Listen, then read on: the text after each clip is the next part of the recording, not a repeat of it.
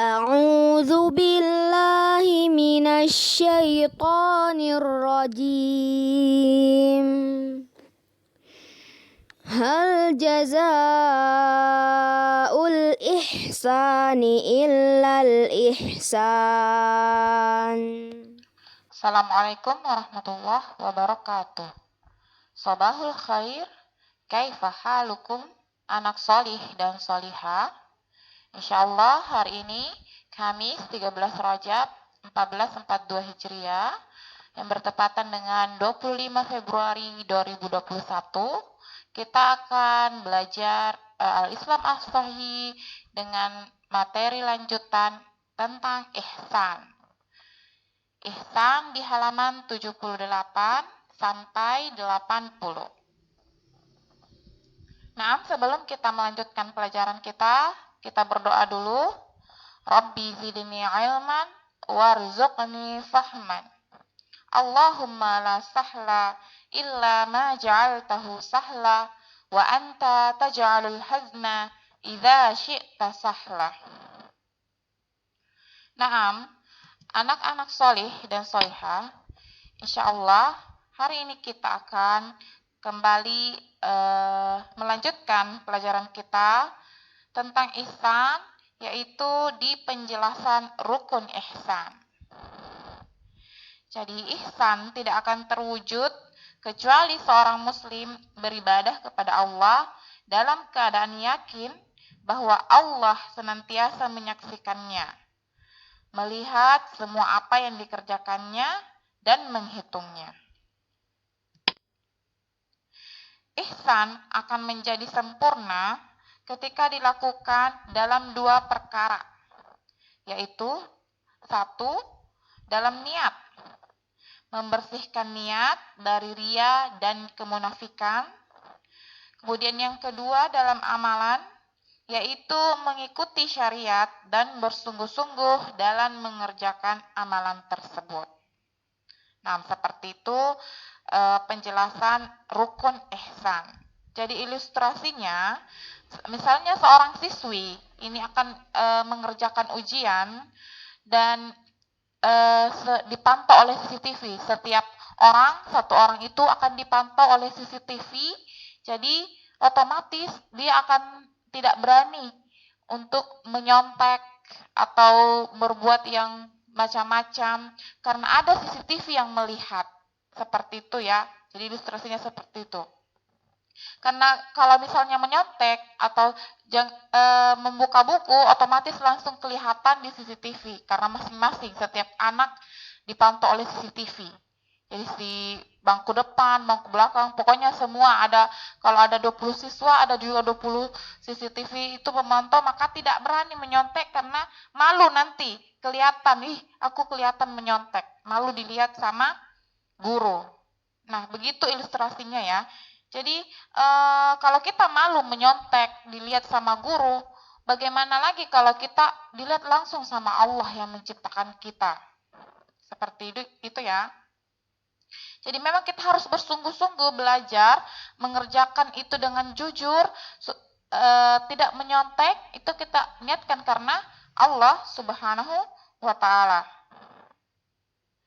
Begitupun misalnya contoh yang lain selain menyontek, berbuat misalnya mau berkata kotor. Kalau misalnya di sekolah kita menghindari hal-hal yang buruk ya supaya tidak kelihatan sama guru. Kita tidak mau berkata kotor misalnya atau membuli teman kita karena nanti takutnya dihukum, dipanggil ke BP, kita takut. Kita malu kalau misalnya diketahui sama teman kita berbuat buruk. Nah, bagaimana lagi kalau misalnya kita dilihat sama Allah, kita otomatis lebih takut. Seperti itu ya solihah ya, ilustrasinya ya. Jadi kita senantiasa melakukan kebaikan itu yang diridhai oleh Allah Subhanahu wa Ta'ala, karena Allah lah sebaik-baik yang menilai kita ya, bukan manusia. Jadi dimanapun kita berada, entah itu kita sendiri atau banyak orang, kita merasa selalu diawasi. Kita selalu berbuat ihsan, ada ihsan dalam diri kita bahwa meskipun orang lain tidak lihat saya, tapi ada Allah selalu melihat saya. Jadi saya tidak berani melakukan hal-hal yang kurang baik atau perbuatan yang tercela. Seperti itu Solihah, mudah-mudahan dipahami.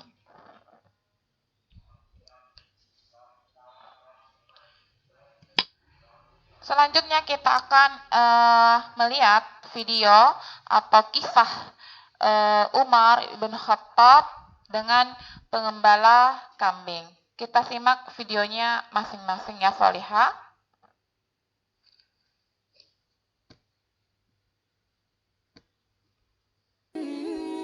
Kisah Umar bin Khattab dan pengembala kambing.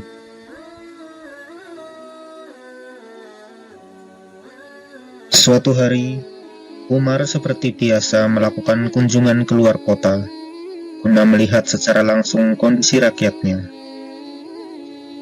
Dalam kunjungan itu, Umar bertemu dengan seorang anak yang tengah mengembala kambing. Dilihatnya, begitu banyak anak kambing yang dijaga oleh anak tersebut.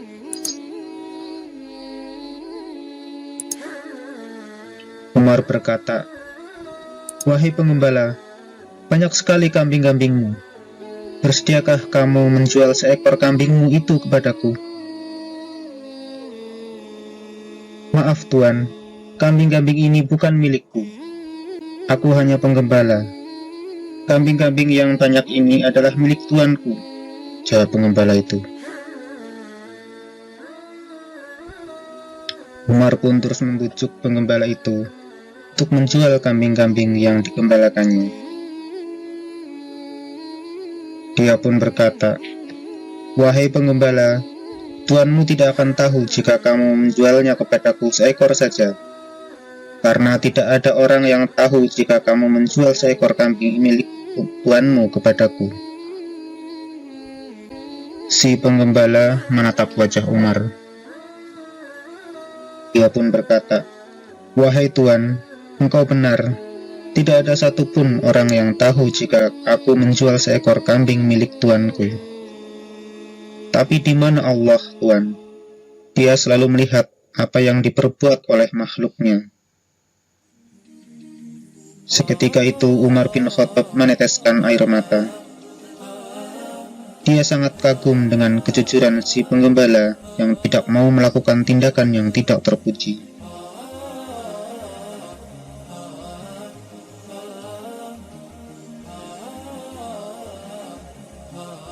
Kemudian Khalifah Umar bin Khattab pun meminta kepada si penggembala untuk mengantarkannya kepada sang pemilik kambing-kambing itu.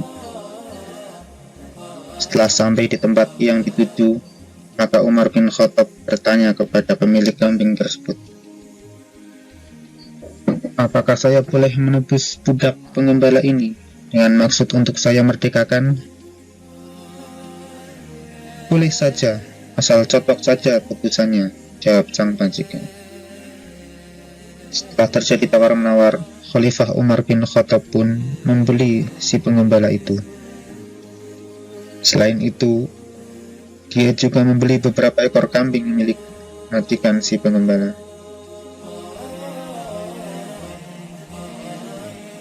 Umar pun berkata kepada pengembala, "Sekarang kamu sudah saya tebus, dan kamu akan saya merdekakan. Saya kagum dengan keteguhanmu dalam memegang amanah." Umar bin Khattab pun menyerahkan beberapa ekor kambing yang dibelinya kepada si penggembala. Penggembala itu sangat senang mendengar perkataan Umar bin Khattab. Dia merasa takjub terhadap kebaikan Umar, dan barulah kemudian dia tahu bahwa dia sedang berhadapan dengan seorang khalifah. Si pengembala itu pun mengucapkan terima kasih atas kebaikan Umar yang telah membebaskan dirinya dan memberikan beberapa ekor kambing. Nah, Masya Allah, jadi ini adalah kisah Umar bin Khattab dengan pengembala kambing. Apa yang bisa kita petik hikmahnya?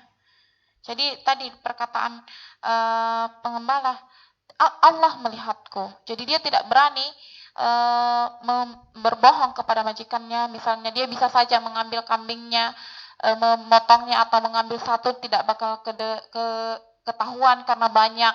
tapi dia takut karena ada Allah yang mengawasi. Itulah sifat ihsan ya pada manusia. Jadi kita takut diawasi, kita takut melakukan hal-hal yang tidak terpuji karena ada Allah yang mengawasi kita. Paham ya? Jadi seseorang tidak akan mencapai derajat ihsan kecuali seorang muslim yang beriman, yang mengerjakan ibadah dengan penuh keikhlasan lahir dan batin. Karena Allah mengawasi segala sesuatu yang nampak maupun yang tidak nampak. Nah, dalam hadis Jibril di sini yang sangat panjang, mungkin anak-anak solihah bisa melihat di bukunya ya, di halaman 79. Dari Umar bin Khattab radhiyallahu anhu berkata, "Bainama nahnu julusun 'inda Rasulillah sallallahu alaihi wasallam, iltala 'alaina rajulun shadidu bayadis thiyab, shadidu sawadis sya'r, la yura 'alaihi atharus safar, wa la ya'rifuhu minna ahad, hatta jalasa ila an-nabi sallallahu alaihi wasallam فأسند ركبتيه إلى ركبتيه ووضع كفيه على فخذيه وقال يا محمد أخبرني عن الإسلام قال أن تشهد أن لا إله إلا الله وأن محمدا رسول الله وتقيم الصلاة وتؤتي الزكاة وتصوم رمضان وتحج البيت إن استطعت إليه سبيلا فقال صدقت فعجبنا له يسأله ويصدقه قال فأخبرني عن الإيمان قال أن تؤمن بالله وملائكته وكتبه ورسله واليوم الآخر وتؤمن بالقدر خيره وشره قال صدقت قال فأخبرني عن الإحسان قال أن تعبد الله كأنك تراه فإن لم تكن تراه فإنه يراك. Jadi suatu ketika kami para sahabat duduk di dekat Rasulullah Shallallahu Alaihi Wasallam, tiba-tiba muncul kepada kami seorang lelaki mengenakan pakaian yang sangat putih dan rambutnya amat hitam. Tak terlihat tanda padanya, tanda-tanda bekas perjalanan, dan tak ada seorang pun di antara kami yang mengenalnya. Ia segera duduk di hadapan Nabi, lalu lututnya disandarkan kepada lutut Nabi dan meletakkan kedua tangannya di atas kedua paha Nabi Shallallahu Alaihi Wasallam. Kemudian ia berkata, "Hai Muhammad, beritahukan kepada aku tentang Islam."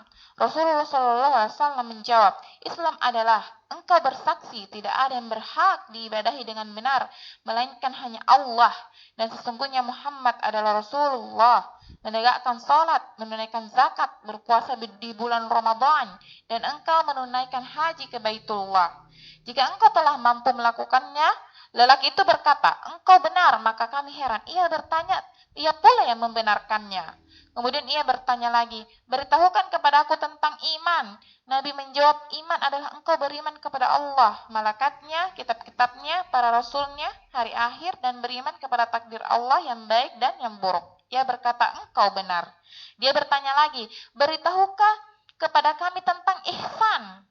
Nabi SAW menjawab, "Hendaklah engkau beribadah kepada Allah seakan-akan engkau melihatnya. Kalaupun engkau tidak melihatnya, sesungguhnya dia melihatmu." Hadis riwayat Muslim. Nah, jadi ini adalah penjelasan tentang maratibuddin. Maratibuddin apa itu? Yaitu tentang tingkatan agama. Jadi al-Islam, al-Iman, al-Ihsan. Masing-masing mempunyai rukun. Kemarin Islam ada berapa rukun Islam? 5. Iman rukunnya ada berapa? 6. Al-Ihsan 1. Jadi ini ya, jadi apa yang sebenarnya ihsan ini adalah bagian dari tingkatan agama, dan ihsan ini adalah puncak. Dia adalah puncak tertinggi dari bagian ketiga ini. Nah, mudah-mudahan anak-anak solihah bisa dipahami ya tentang materi kita hari ini. Kalaupun ada yang tidak dipahami, silahkan bertanya kepada guru dinia masing-masing di kelasnya, Ustadz dan Ustazah. Adapun tugas hari ini yaitu mengerjakan latihan pada halaman 81, bagian 2 dan 3. Kemudian nanti disetorkan ke GCR atau masing-masing melihat arahan dari gurunya di kelas ya, Solih dan Solihah. Alhamdulillah, kita udah selesai. Hari ini kita tutup majelisnya dengan masing-masing membaca doa kafaratul majelis. Subhanakallahumma wa bihamdik, asyhadu an la ilaha illa anta, astaghfiruka wa atubu ilaik. Wassalamualaikum warahmatullahi wabarakatuh.